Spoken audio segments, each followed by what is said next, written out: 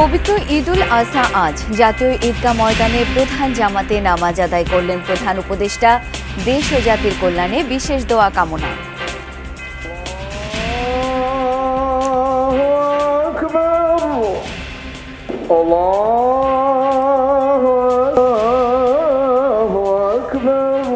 আসসালামু আলাইকুম ওয়া রাহমাতুল্লাহ।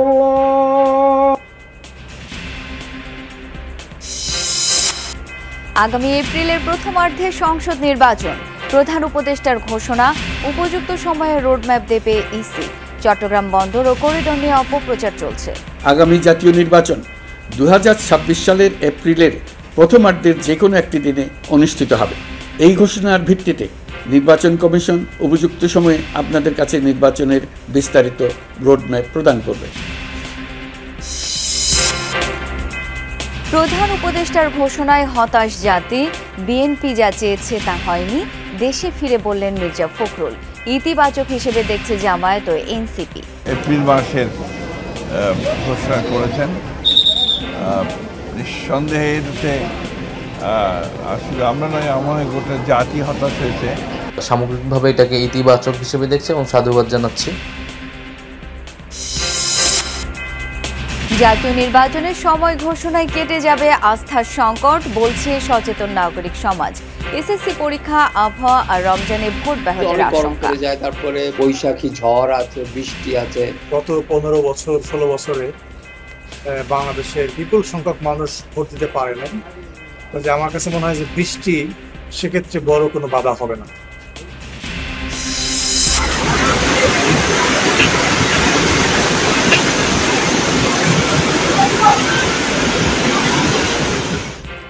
সুনামগঞ্জে এক রাতের পাহাড়ি ঢলে অস্থায়ী বাঁধে ভাঙন, গৃহহীন কয়েকটি পরিবার।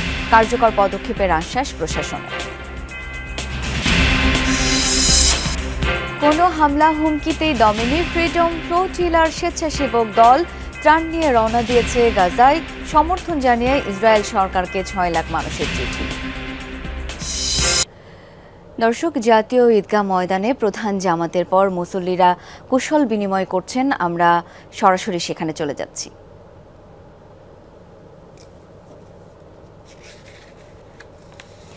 দর্শক, আলমগীর স্বপন রয়েছেন সেখানে, সরাসরি একটু তার কাছে যেতে চাই। স্বপন, ঈদ মোবারক। এই মুহূর্তে কি চলছে সেখানে জানাবেন আমাদের।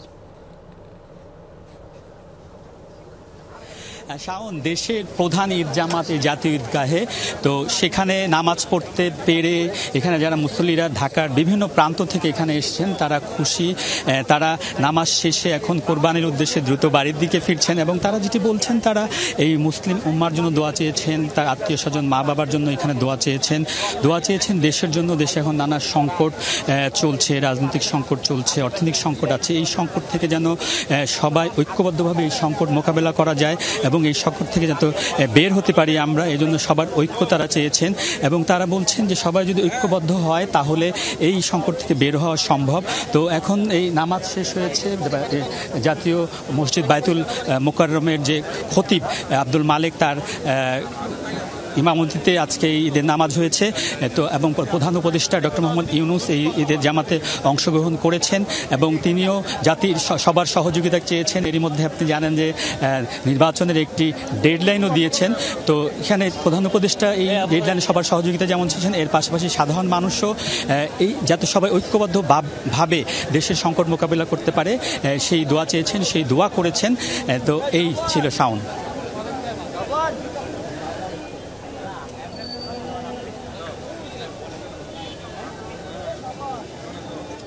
স্বপন, অনেক ধন্যবাদ আপনাকে। দর্শক, এর আগে জাতীয় ঈদগাহে অনুষ্ঠিত হলো পবিত্র ঈদুল আজহার প্রধান জামাত। সকাল 7:30টায় ঈদের জামাত অনুষ্ঠিত হয়। এতে অংশ নেন প্রধান উপদেষ্টা ডক্টর মোহাম্মদ ইউনূস, উপদেষ্টা পরিষদের সদস্য সহ বিভিন্ন শ্রেণী পেশার প্রায় 35,000 মুসল্লি সেখানে ছিলেন। নামাজ শেষে মুসল্লিরা দেশ, জাতি ও মুসলিম উম্মার জন্য দোয়া করেন। কঠোর নিরাপত্তায় পুলিশ, র্যাব ও অন্যান্য আইন শৃঙ্খলা রক্ষাকারী বাহিনী মোতায়েন রয়েছে। মুসল্লিদের প্রবেশ ও বেরিয়ে যাওয়ার আলাদা গেট রাখা হয়েছে। এছাড়া নারী মুসল্লিদের জন্য আলাদা ব্লকে নামাজের ব্যবস্থা করা হয়। এদিকে প্রতি বছরের মতো এবারও জাতীয় মসজিদ বায়তুল মোকাররমে ঈদের 5টি জামাত অনুষ্ঠিত হচ্ছে। প্রথম জামাত অনুষ্ঠিত হয় সকাল 7টায়, দ্বিতীয়, তৃতীয়, চতুর্থ, পঞ্চম ও শেষ জামাত পর্যায়ক্রমে সকাল 8টা, 9টা, 10টা এবং 10টা 45 মিনিটে অনুষ্ঠিত হবে।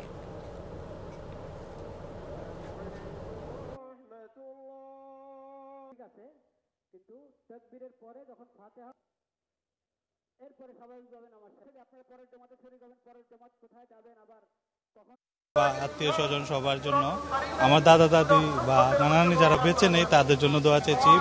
পরবর্তীতে পুরো দেশবাসী যাতে আমাদের দেশটা ভালো থাকে এই দোয়াটা করেছি, যাতে সুষ্ঠুভাবে সুন্দরভাবে দেশের মানুষ শান্তিতে থাকতে পারে। এখন যেমন কাঁধে কাঁধ মিলিয়ে চলছি, নামাজ পড়ছি, ঠিক তেমনই জন্য দেশের যে কোনো কাজে কাঁধে কাঁধ মিলিয়ে একত্রে কাজ করি। আল্লাহ যেন আমাদের সকলকে সুখে রাখে, শান্তিতে রাখে এবং আত্মত্যাগের মধ্যে আমরা যেন চলতে পারি। নিজেদের খুশি বিসর্জন দিয়ে আমরা যে মানুষের নিরাপত্তা দিচ্ছি, এটা অনেক বড় একটা পাওয়া। দর্শক, জাতীয় মসজিদ বায়তুল মোকাররমে ঈদের প্রথম জামাত অনুষ্ঠিত হয়েছে সকাল 7টায়। এখন সেখানে চলছে ঈদের দ্বিতীয় জামাত। আমরা সরাসরি চলে যাচ্ছি সেখানে।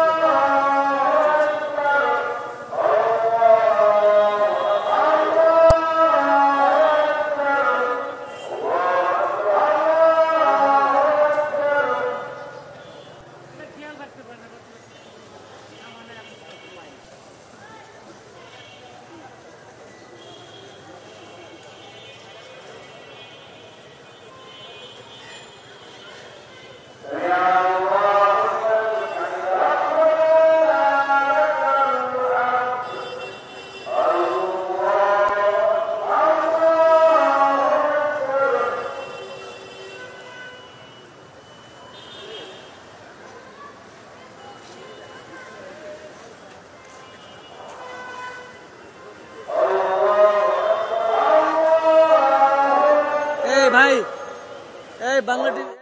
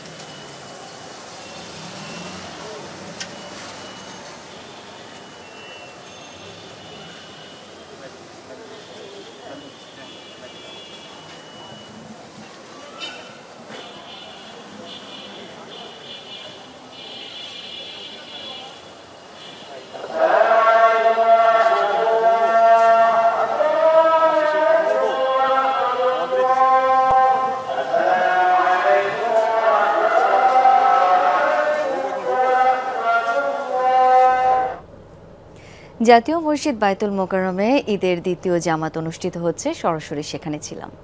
আগামী বছর এপ্রিলের প্রথমার্ধের যে কোনো দিন জাতীয় সংসদ নির্বাচন, এজন্য উপযুক্ত সময়ে ভোটের রোডম্যাপ দেবে নির্বাচন কমিশন। জাতির উদ্দেশ্যে দেয়া ভাষণে এই ঘোষণা দিয়েছেন প্রধান উপদেষ্টা ডক্টর মোহাম্মদ ইউনূস। এবছর জুলাই সনদ প্রকাশ করা হবে বলেও জানান তিনি। প্রধান উপদেষ্টা বলেন, চট্টগ্রাম বন্দর কারো হাতে তুলে দেয়া হয়নি, সবই গুজব। তিনি বলেন, রাখাইনের জন্য করিডোর দিয়ে দিয়েছে বলে অপপ্রচার চালানো হচ্ছে, যা সত্য নয়। সংসদ নির্বাচনের প্রার্থীদের কাছ থেকে সুনির্দিষ্ট অঙ্গীকার আদায় করে নিতে দেশবাসীর প্রতি আহ্বান জানান প্রধান উপদেষ্টা। শুরুতেই আপনাদের সবাইকে জানাই পবিত্র ঈদুল আজহার শুভেচ্ছা। ঈদ মোবারক। ভাষণের শুরুতে ঈদুল আজহা উপলক্ষে দেশবাসীকে শুভেচ্ছা ও ভালোবাসা জানিয়েছেন প্রধান উপদেষ্টা। এ সময় কোরবানির আত্মত্যাগের মহিমা তুলে ধরেন তিনি। পাশাপাশি উঠে এসেছে নির্বাচন, সংস্কার, অর্থনীতি ও রোহিঙ্গা সংকট সহ নানা বিষয়। ভয়ঙ্করভাবে যুদ্ধবিধ্বস্ত দেশের অর্থনীতিও এতটা খারাপ থাকে না। প্রধান উপদেষ্টা জানান, অর্থ পাচার রোধ ও অর্থনীতিকে স্বাভাবিক ধারায় ফিরিয়ে আনতে ইতোমধ্যে বহু পদক্ষেপ নেওয়া হয়েছে। উল্লেখ করেন ৩০টি সংস্কার বিষয়ে দৃশ্যমান অগ্রগতির কথা।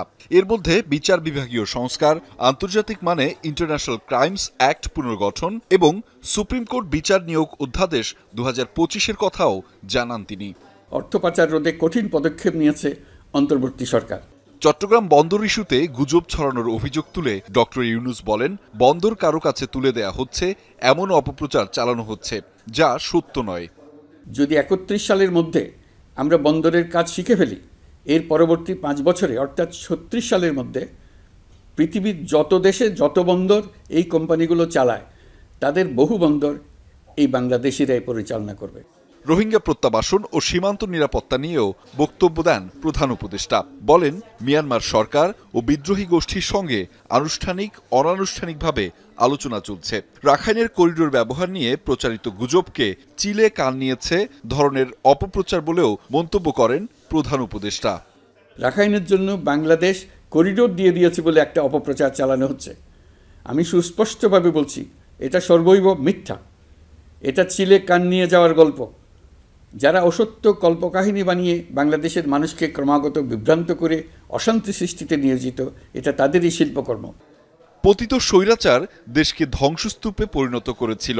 সেখান থেকে পুনর্গঠনের জন্য দরকার ছিল ৩টি ম্যান্ডেট: বিচার ও জবাবদিহিতা, রাষ্ট্রের গঠনমূলক সংস্কার এবং অবাধ ও সুষ্ঠু নির্বাচন।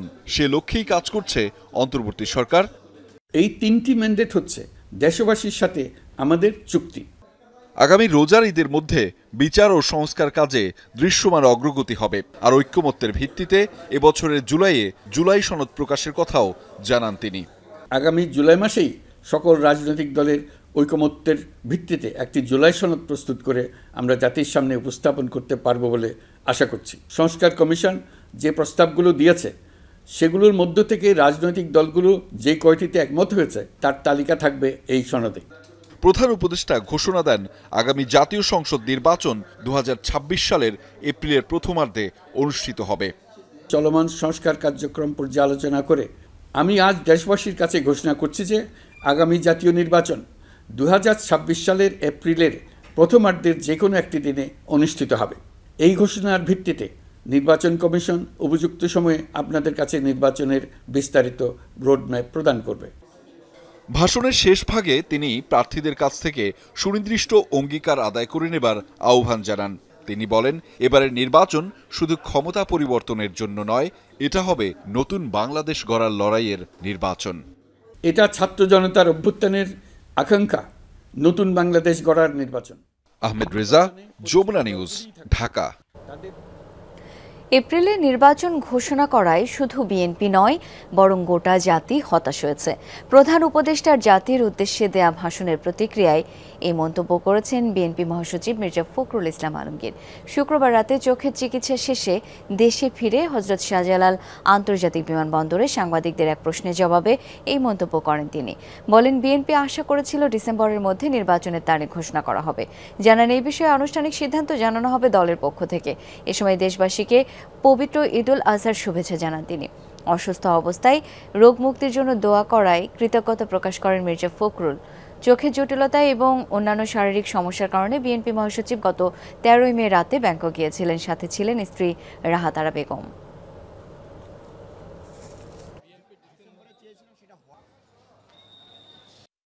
আশা করেছিলাম যে ডিসেম্বরের মধ্যে নির্বাচনের তারিখ ঘোষণা করা হবে। প্রফেসর ডক্টর ইউনূস তিনি বোধহয় জাতির উদ্দেশ্যে ভাষণে এপ্রিল মাসের ঘোষণা করেছেন। নিঃসন্দেহে এতে আসলে আমরা নয়, আমার গোটা জাতি হতাশ হয়েছে। রমজান, পাবলিক পরীক্ষা ও আবহাওয়াগত কারণে কোনোভাবেই এপ্রিল জাতীয় সংসদ নির্বাচনের জন্য উপযুক্ত সময় নয়। প্রধান উপদেষ্টার ভাষণের প্রতিক্রিয়ায় একথা বলেছেন বিএনপির স্থায়ী কমিটির সদস্য সালাউদ্দিন আহমদ। নির্বাচনের সময় ঘোষণা করা হলেও তাতে জাতির প্রত্যাশা পূরণ হবে না বলে মনে করে বিএনপি। এদিকে প্রধান উপদেষ্টার ঘোষণাকে ইতিবাচকভাবে দেখছে জামায়াতে ইসলামী। লেভেল প্লেইং ফিল্ড নিশ্চিত করার সাপেক্ষে এই ঘোষণাকে স্বাগত জানিয়েছে এনসিপি। দেশবাসীর কাছে ঘোষণা করছি যে আগামী জাতীয় নির্বাচন 2026 সালের এপ্রিলের প্রথমার্ধের যে কোনো একটি দিনে অনুষ্ঠিত হবে। কবে হতে যাচ্ছে নির্বাচন এ নিয়ে রাজনৈতিক দলগুলোর মধ্যে নানান টানাপোড়েন আর মতবিরোধের মধ্যেই নির্বাচনের সম্ভাব্য সময় ঘোষণা করলেন প্রধান উপদেষ্টা। তবে এ নিয়েও রাজনৈতিক দলগুলোর কাছ থেকে মিলেছে মিশ্র প্রতিক্রিয়া। প্রধান উপদেষ্টার ঘোষণার পর তাৎক্ষণিক সংবাদ সম্মেলনে প্রতিক্রিয়া জানায় বিএনপি। দলটি মনে করছে নির্বাচনের এই সম্ভাব্য সময় ঘোষণা জাতির প্রত্যাশা পূরণ করতে পারেনি। ভোটের জন্য এপ্রিলের প্রথমার্ধ যৌক্তিক সময় নয় বলে মনে করছে বিএনপি।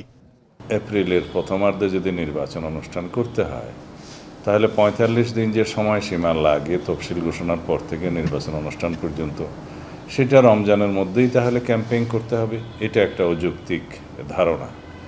দ্বিতীয় হচ্ছে পাবলিক পরীক্ষাসমূহ আমাদের দেশে এসএসসি এগুলো সেই সময় হয়। এই সার্বিক বিবেচনায় খুব বেশি উনি যদি দেরি করতে চাইলে ডিসেম্বরের পরে জানুয়ারির মধ্যে হতে পারত, সেটা হয়তো গ্রহণযোগ্য বলে মনে হতো সবার কাছে। তবে নির্বাচনের সম্ভাব্য সময় ঘোষণা করায় সন্তোষ প্রকাশ করেছেন জামায়াত আমির। এক বিবৃতিতে তিনি সুষ্ঠু ও গ্রহণযোগ্য নির্বাচনের প্রত্যাশা করেন। এই সময়কে মেনে নিতে সবাইকে আহ্বান জানিয়েছেন জামায়াতের নায়েবে আমির অধ্যাপক মুজিবুর রহমান। যেহেতু পক্ষে বিপক্ষে দুটা প্রাইমারির পক্ষে লোকজন ছিল, উনি একটা মাঝামাঝি করেছেন, খারাপ হবে না বলে আমার মনে হয়। আশা করি যারা গণতন্ত্র এবং আইন শৃঙ্খলায় বিশ্বাসী তারা সরকার যেটা করে এটা মেনে নেওয়ার ভিতরই করলেন। দেশটা নির্বাচনমুখী হওয়া উচিত, আর নির্বাচনটাও যাতে নির্বাচন হয়, মানুষের ভোটাধিকার হরণের যাতে না হয়। শক্ত হাতে এটা ডিল করতে পারলে ভালো হবে দেশের জন্য। প্রধান উপদেষ্টার ভাষণকে ইতিবাচকভাবে দেখছে এনসিপি। জুলাই ঘোষণাপত্র ও সনদ বাস্তবায়ন ও লেভেল প্লেইং ফিল্ড নিশ্চিত করে এপ্রিলের দিকে ভোট হতে পারে বলে মনে করেন এনসিপির আহ্বায়ক নাহিদ ইসলাম। সামগ্রিকভাবে এটাকে ইতিবাচক হিসেবে দেখছে এবং সাধুবাদ জানাচ্ছি। আমরা নির্বাচন কমিশন পুনর্গঠনের কথা বলেছি, লেভেল প্লেইং ফিল্ডের জন্য সবচেয়ে গুরুত্বপূর্ণ নির্বাচন কমিশন। তাহলে প্রথম কাজটি হইতে পারে যে নির্বাচন কমিশনটাকে পুনর্গঠন করা। নির্বাচনের সময়কে স্বাগত জানালেও এপ্রিল মাসে নির্বাচন কতটুকু যুক্তিযুক্ত তা নিয়ে প্রশ্ন তুলেছেন গণসংহতি আন্দোলনের প্রধান সমন্বয়ক জোনায়েদ সাকিব। এপ্রিলে নির্বাচনের সিদ্ধান্তকে উপযুক্ত মনে করছেন না এই রাজনীতিবিদ। আজকে যে সময়সীমাটা ঘোষণা করা হয়েছে এপ্রিলের প্রথমার্ধে, এই সময়সীমাটা কতটা বাস্তবসম্মত সেই প্রশ্ন কিন্তু উঠেছে। কারণ আপনারা জানেন যে রমজান মাস শেষে 20 মার্চ অ্যারাউন্ড আগামী বছরে রোজার ঈদ হবে এবং তারপরে পাবলিক পরীক্ষা আছে। ওই সময় যে আবহাওয়া, সব কিছু মিলিয়ে এই পুরো নির্বাচনী তৎপরতাটা এইরকম একটি সময়ের মধ্যে এটা আসলে কতটা বাস্তবসম্মত হবে সেই প্রশ্নটা উঠেছে। প্রধান উপদেষ্টার ঘোষণা অনুযায়ী এপ্রিলেই নির্বাচন হবে নাকি আসবে নতুন কোন সমীকরণ, সেদিকেই এখন চোখ দেশবাসীর। তানভীর সিদ্দিক, টিপু, যমুনা নিউজ, ঢাকা। জাতীয় নির্বাচনের সময়সূচি ঘোষণাকে ইতিবাচক বলছেন সচেতন নাগরিক সমাজ। প্রধান উপদেষ্টার এমন ঘোষণায় রাজনৈতিক দলগুলোর আস্থাহীনতার সংকট কেটে যাবে বলে মনে করেন তারা। তবে এসএসসি পরীক্ষা, আবহাওয়া ও রমজান নির্বাচন প্রক্রিয়াকে ব্যাহত করতে পারে বলে আশঙ্কা তাদের। আহমেদ রেজা জানাচ্ছেন বিস্তারিত। আগামী জাতীয় নির্বাচন 2026 সালের এপ্রিলের প্রথমার্ধের যে কোনো একটি দিনে অনুষ্ঠিত হবে। অবশেষে সরকারের তরফ থেকে এলো রাজনৈতিক দলগুলোর কাঙ্ক্ষিত সেই ঘোষণা। নির্বাচনের সম্ভাব্য সময় জানালেন ডক্টর ইউনূস। এই ঘোষণার ভিত্তিতে নির্বাচন কমিশন উপযুক্ত সময়ে আপনাদের কাছে নির্বাচনের বিস্তারিত রোডম্যাপ প্রদান করবে। যদিও এমন ঘোষণায় রাজনৈতিক দলগুলোর মধ্যে রয়েছে ভিন্ন মত, আর সুশীল সমাজের প্রতিনিধিরা এই ঘোষণাকে ইতিবাচক হিসেবে দেখছেন। তাদের মতে নির্দিষ্ট তারিখ ঘোষণা করলে সরকারের অবস্থান আরও স্পষ্ট হতো। প্রধান উপদেষ্টার যে ঘোষণা, এটাকে স্বাগত জানাচ্ছি এবং আমার কাছে মনে হচ্ছে তার এই ঘোষণায় বাংলাদেশের সকল রাজনৈতিক দল এখন নির্বাচনমুখী হবে। একটা ডেট এসেছে, সেটা বেশ পজিটিভ দিক, কিন্তু সেই একই সাথে আমাদের বলতে হয় যে কেন সেটা এপ্রিলে, ডিসেম্বরে কেন না, সেটার কিন্তু গ্রহণযোগ্য কোনো ব্যাখ্যা আমরা পাই নাই। বিশ্লেষকরা বলছেন এপ্রিলের শুরুতে গরম ও কালবৈশাখীর বিষয়টি মাথায় রাখা প্রয়োজন। অন্যদিকে মার্চ জুড়ে থাকবে পবিত্র রমজান, ফলে নির্বাচনী প্রচারণা ব্যাহত হওয়ার আশঙ্কাও রয়েছে। গত 15 বছর 16 বছরে বাংলাদেশের বিপুল সংখ্যক মানুষ ভোট দিতে পারে নাই। আমার কাছে মনে হয় যে বৃষ্টি সেক্ষেত্রে বড় কোনো বাধা হবে না। এপ্রিলে অনেক গরম পড়ে যায়, তারপরে পয়লা বৈশাখের প্রোগ্রাম, তারপরে বৈশাখী ঝড় আছে, বৃষ্টি আছে। যদিও বিশ্লেষকরা বলছেন সংস্কার ও নির্বাচন পরস্পরের প্রতিদ্বন্দ্বী নয়। প্রধান উপদেষ্টার ঘোষণায় রাজনৈতিক অস্থিরতা কিছুটা হলেও কমবে বলে মত তাদের। পলিটিক্যাল পার্টি নিবন্ধন কিছু কাজ আছে, সো এই কাজগুলো আবার ধরেন যে নির্বাচন পর্যবেক্ষণ, এখানেও সংস্কারের ব্যাপার আছে। সো এই যে কাজগুলো, সেগুলো হয়তো ইলেকশন কমিশন তাদের রোড ম্যাপ এবং একই সঙ্গে জুলাই যে চার্টার হবে সেগুলো বিবেচনা করেই সামনের দিকে এগোবে। নির্বাচন দিলে সংস্কার করা যাবে না, আর সংস্কার করতে গেলে নির্বাচন করা যাবে না, পুরো একদম হাস্যকর এবং ফালতু কথাবার্তা আর কি।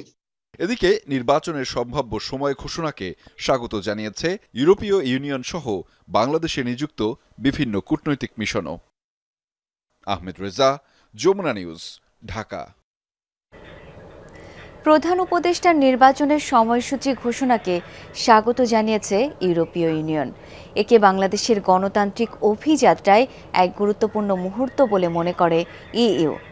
শুক্রবার সন্ধ্যায় ইউরোপীয় ইউনিয়নের ফেসবুক পেজ থেকে এই বিবৃতি দেওয়া হয়। তাতে আরও বলা হয়, নির্বাচন অবশ্যই আইনের শাসন, মৌলিক অধিকার এবং গণতান্ত্রিক ভিত্তিতে গড়ে উঠতে হবে। এছাড়া ইইউ সব পক্ষকে নির্বাচনে গঠনমূলকভাবে অংশগ্রহণের আহ্বান জানায়। একই সাথে বাস্তবভিত্তিক সংস্কার কর্মসূচি প্রণয়নেও সবাইকে একযোগে কাজ করার আহ্বান জানায় তারা।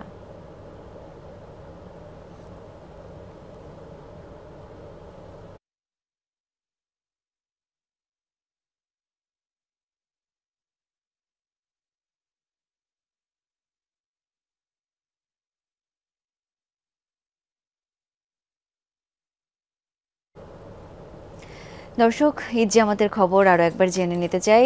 সিলেটে শাহী ঈদগাহ ময়দানে রয়েছেন আমাদের সহকর্মী মাহবুবুর রহমান রিপন। যাব তার কাছে। রিপন, কয়টি ঈদের জামাত অনুষ্ঠিত হলো সিলেটে জানাবেন, সেই সাথে আপনাকে ঈদের শুভেচ্ছা জানাই। শাওন, আপনাকে ঈদের শুভেচ্ছা।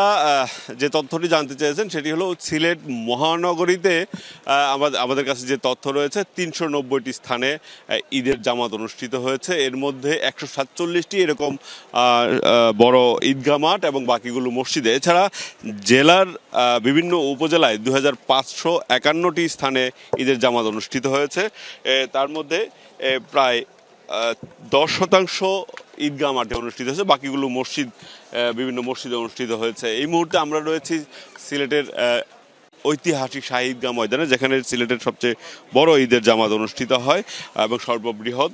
এবারও তেমনটি হয়েছে, যদিও আবহাওয়া অধিদপ্তরের যে পূর্বাভাস ছিল সেটা অনেকটাই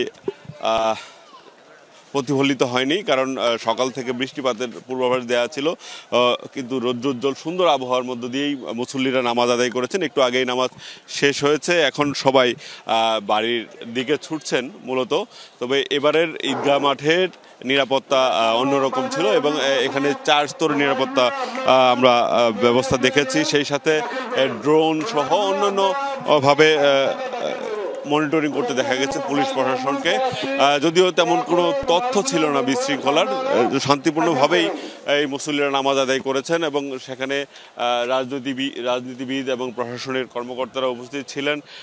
সেই সাথে এই নগরীর মানুষজন তো ছিলেনই, এবং এই যেহেতু বৃহত্তম ঈদের জামাত অনুষ্ঠিত হয় সে কারণে নগরীর বাইরে থেকে বিভিন্ন উপজেলা থেকেও লোকজন এখানে ঈদের নামাজ আদায় করেছেন এবং অনেকটা শান্তিপূর্ণভাবেই কিন্তু ঈদের নামাজটি অনুষ্ঠিত হয়েছে। এখন সবাই যাচ্ছেন কুরবানির প্রস্তুতি নেবেন। এবার যেহেতু সিলেট সিটি কর্পোরেশন যদিও তারা ঘোষণা দিয়েছে দ্রুত সময়ের মধ্যে কুরবানির বর্জ্য অপসারণ করবেন, সেটাই এখন দেখার বিষয়। কারণ যেহেতু জনপ্রতিনিধি নেই, জনপ্রতিনিধিহীন অবস্থায় সিলেট সিটি কর্পোরেশন কী ব্যবস্থা নেয় সেটাই দেখার বিষয়।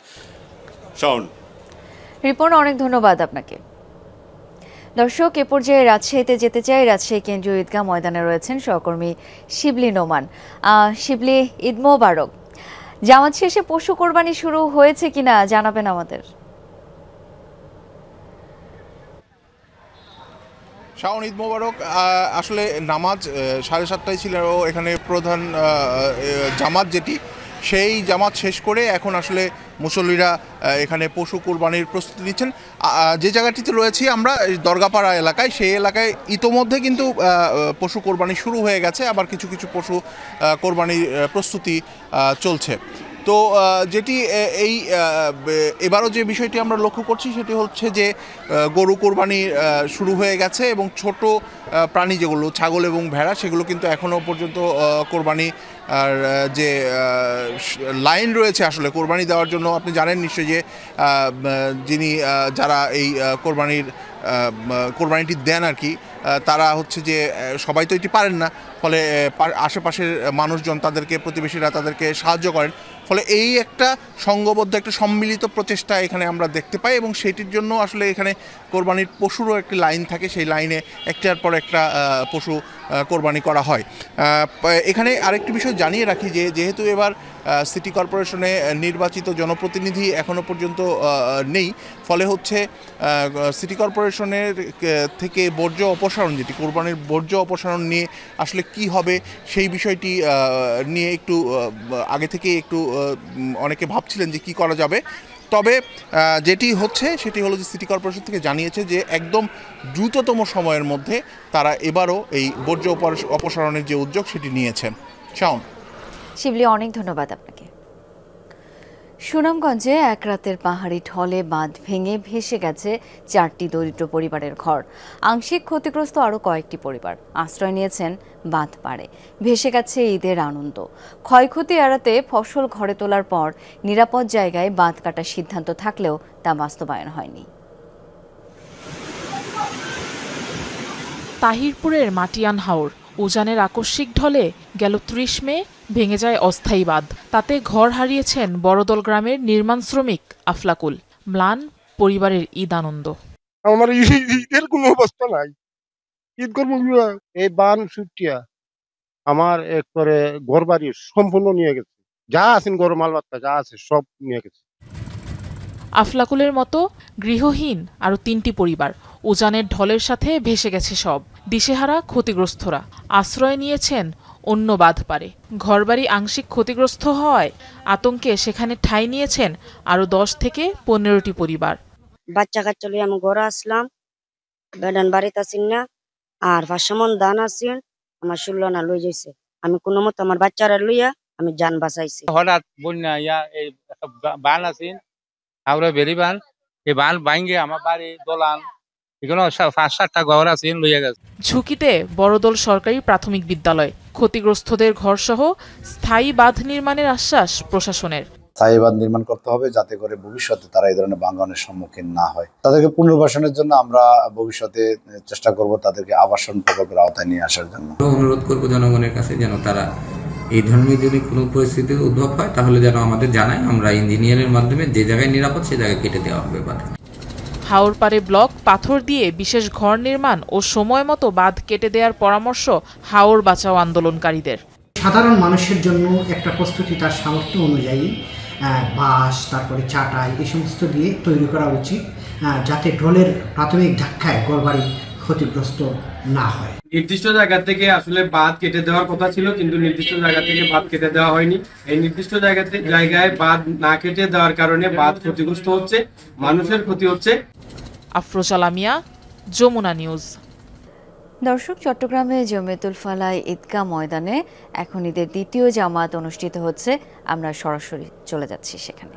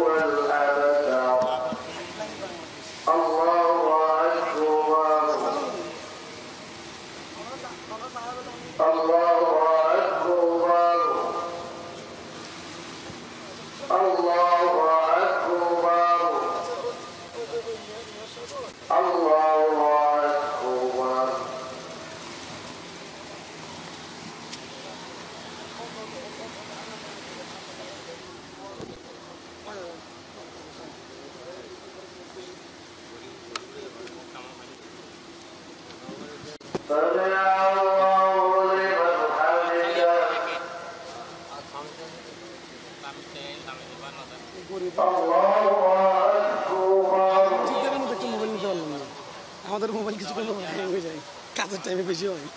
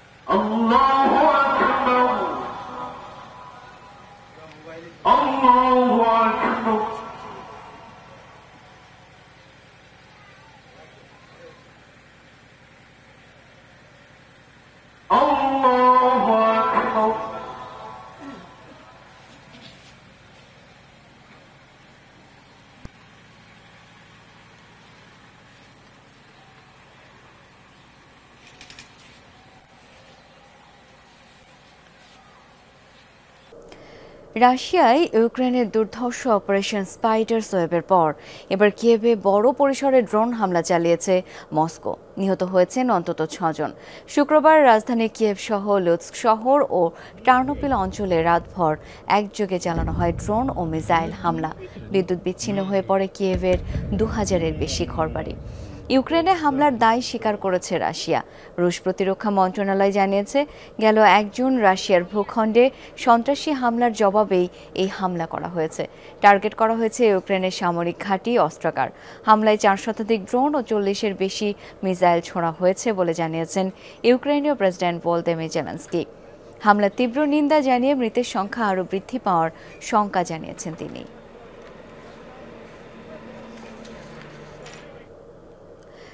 গাজায় ত্রাণ নিয়ে প্রবেশের চেষ্টা করলে হামলার শঙ্কা রয়েছে বলে হুঁশিয়ারি দিয়েছে ইসরায়েল। তবুও দমে যায়নি ফ্রিডম ফ্লোটিলার স্বেচ্ছাসেবক দল। ত্রাণ ভর্তি জাহাজ ম্যাডলিন ভাসিয়ে চলছে গাজার উদ্দেশ্যে। তাদের এই প্রয়াস নজর কেড়েছে লাখো মানুষের। সংস্থাটির প্রতি সমর্থন জানিয়ে ইসরায়েল সরকারকে চিঠি লিখেছে 6.5 লাখের বেশি মানুষ। সমর্থন জানিয়েছে বিভিন্ন মানবাধিকার সংস্থাও। খাবারের অভাবে দিনরাত হাহাকার করছে গাজা উপত্যকার বাসিন্দারা। আন্তর্জাতিক মহল থেকে সাহায্য যখন প্রায় বন্ধ, তখন চাল, আটা আর শিশুদের জন্য খাবার সহ প্রয়োজনীয় ত্রাণ নিয়ে গাজার উদ্দেশ্যে রওনা হয় ফ্রিডম ফ্লোটিলা কোয়ালিশন বা FFC এর জাহাজ মেডেলিন। তবে অভুক্ত অসহায় গাজাবাসীর জন্য এটুকু সাহায্যও পৌঁছাতে দিতে চায় না ইসরায়েল। এরই মধ্যে জাহাজটিতে হামলার হুমকি দিয়েছে নেতানিয়াহু প্রশাসন। সামাজিক যোগাযোগ মাধ্যম এক্সে এক ভিডিও বার্তায় একথা নিশ্চিত করেন মেডেলিন জাহাজের 12 জন ক্রুর একজন থিয়াগো আভিলা।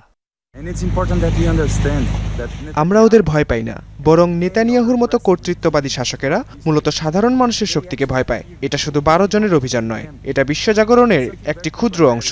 বাহুবলে আমাদের আটকে রাখা সম্ভব নয়। সত্যি এ ক্ষুদ্র প্রয়াস ছড়িয়ে পড়েছে লাখো মানুষের মধ্যে। আল জাজিরার প্রতিবেদন বলছে, এরই মধ্যে 6.5 লাখেরও বেশি মানুষ ফ্রিডম ফ্লোটিলা কোয়ালিশনকে সমর্থন জানিয়ে ইসরায়েল সরকারকে চিঠি পাঠিয়েছে। সমর্থন জানিয়েছে মার্কিন র্যাপার ম্যাকালমোরও। আয়ারল্যান্ডে তার কনসার্ট চলাকালে শত শত মানুষের সামনে প্রকাশিত হয় গ্রেটা থুনবার্গের ভিডিও।